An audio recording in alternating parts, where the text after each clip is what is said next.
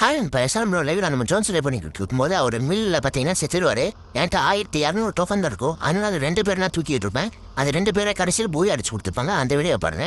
ஒரு சிலர்லாம் பார்த்தா ஹேக்கர் மாதிரியே தெரிய மாட்டேங்கிறா. பாடி அடிக்கிறாங்க, ஹெட் அடிக்கிறாங்க. பட்டன் செட் பண்ணி வச்சுக்கிட்டு அடிச்சா ஹெட் அடிக்கணும்னு நினைக்கிறேன். எனக்கு தெரிஞ்சு அப்படிதான் ஆடுறீங்க.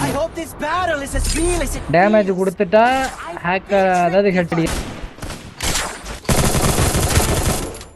இவருதான் அவரு.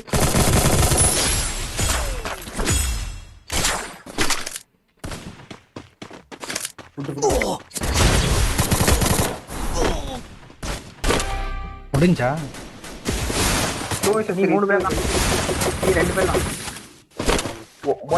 அடிச்சானா?